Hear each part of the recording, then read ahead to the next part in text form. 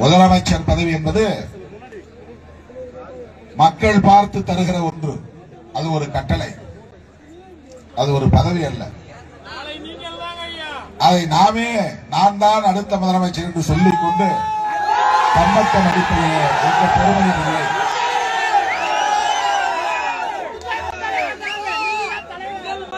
நம்முடைய மகத்தான தலைவர் புரட்சியாளர் அம்பேத்கர் அவர்கள் சமூக மாற்றத்தை ஏற்படுத்துவதற்காகத்தான் பொது வாழ்க்கையில் ஈடுபட்டார். அதற்கு அரசியல் அதிகாரமும் நமக்கு பயன்படும் தேவை என்று நம்பினார். அவருடைய வழியிலே உறுதியாக செயல்படக்கூடிய ஒரு இயக்கமாக இந்த இயக்கத்தை நான் வடிவமைத்திருக்கிறேன், வளர்த்தெடுத்திருக்கிறேன் என்பதிலே எனக்கு ஒரு பெருமை உண்டு, எனக்கு மகிழ்ச்சி உண்டு.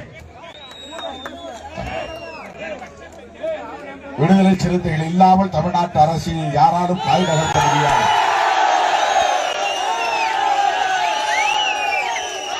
இது என்னுடைய கர்வம் அல்ல, காலத்தின் கட்டளை. இது நான் கர்வத்தோடு பேசவில்லை. ஆனால் காலம் அப்படி ஒன்றை தீர்மானித்திருக்கிறது. சிறுத்தைகள் இல்லாமல் தமிழ்நாட்டில் அரசியல் நடக்காது, காய்களை நகர்த்த முடியாது என்பதை இந்த 35 ஆண்டு காலம் நாம் சகித்துக் கொண்ட பொறுத்துக் கொண்ட அரசியல் நடவடிக்கைகளால் இந்த நிலையை காலம் தீர்மானித்திருக்கிறது, காலம் உருவாக்கி இருக்கிறது. 2026 தேர்தல் யார் முடிவெடுக்க போகிறார்கள்? அந்த தேர்தலில் எத்தகைய முடிவு யாருடைய முடிவால் நிகழப்போகிறது என்பதை இன்றைக்கு அரசியல் வல்லுநர்கள் எல்லாம் உற்று நோக்குகிற ஒரே இயக்கம் விடுதலை சிறுத்தைகள் கட்சிதான். விடுதலை சிறுத்தைகள் கட்சி எடுக்க போகிற முடிவுதான் 2026 தேர்தலை தீர்மானிக்க போகிறது என்பது அரசியல் வல்லுநர்களின் நம்பிக்கையாக உள்ளது. இதற்கு இன்னும் வலு சேர்க்க வேண்டுமானால் நாம் கட்டுப்பாடு உள்ளவர்களாக, அரசியல் தெளிவுள்ளவர்களாக, ஒரு தலைமையின் கீழ் கட்டுப்பட்டு செயல்படக்கூடியவர்களாக, அதை நடைமுறைப்படுத்தக்கூடியவர்களாக நம்மை தகுதிப்படுத்திக் கொள்ள வேண்டும். அதுதான் உங்களிடத்திலே நான் விடுக்கிற வேண்டுகோள். கம்பைநல்லூரிலே பேசுகிறேன் என்றாலும் கூட இது உலகம் முழுவதும் எல்லோரும் கேட்கிற,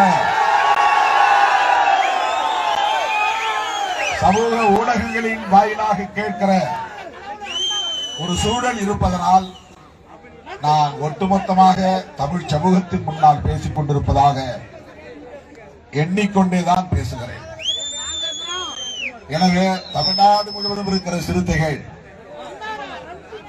இத்தனை காலம் நான் எடுத்த எல்லா முடிவுகளுக்கும் முழுமையான ஒத்துழைப்பை நல்கியதன் விளைவாகத்தான் இந்த இடத்தை நாம் எட்டியிருக்கிறோம். தேர்தலுக்கு முன்னதாக நம்முடைய அமைப்பை, புதிய மறுசீரமைப்பு நடவடிக்கையை நிறைவேற்றியாக வேண்டும் என்கிற ஒரு பெருஞ்சுமையும் நம் முன்னால் கிடக்கிறது. நான் 3 நாள் வியட்நாம் போய்விட்டு உலகத் தமிழர் மாநாட்டில் பங்கேற்றுவிட்டு நேற்று 11 மணிக்கு காலையில் வந்து இறங்கினேன். நேற்று 11 மணியிலிருந்து ஒரு நொடி கூட ஓய்வில்லை. அயல் நாட்டிலிருந்து என்ன உடையை உடுத்திக் கொண்டு வந்தேனோ அதைத்தான் நேற்று திருவண்ணாமலையிலே நள்ளிரவு வந்து படுக்கிற போதும் உடுத்தியிருந்தேன். விடியற் காலை எழுந்து இந்த நிமிடம் வரையில் ஓய்வில்லை. இப்படி ஓடிக்கொண்டே நாம் இருக்கிறோம், உழைத்துக் கொண்டே இருக்கிறோம். ஆனால் அறுவடை செய்கிற போது ஏமாந்து போகிறோம். நமக்குரிய பங்கீடு கிடைப்பதில்லை. நம்முடைய வலுவுக்கேற்ப அதிகார பகிர்வு கிடைப்பதில்லை. அதற்கு என்ன காரணம்? நாம் இன்னும் நம்மை முழுமைப்படுத்திக் கொள்ள வேண்டும், வலிமைப்படுத்திக் கொள்ள வேண்டும். கட்டுப்பாட்டை, ஒழுங்கை கடைபிடிக்கிற ஒரு மகத்தான பேரியக்கம் என்பதை உறுதிப்படுத்தியாக வேண்டும். இதைத்தான் நான் ஒவ்வொரு வேளையிலும் திரும்ப திரும்ப நினைவூட்டி வருகிறேன். கம்பையநல்லூரிலும் நினைவூட்டுகிறேன்.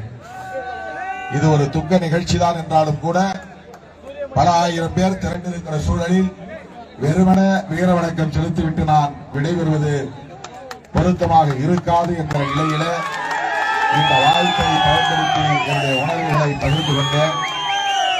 மேலும் இந்த குடும்பத்திற்கு வளர்மொழியில் 10,000 ரூபாய் வழங்குகிறார்.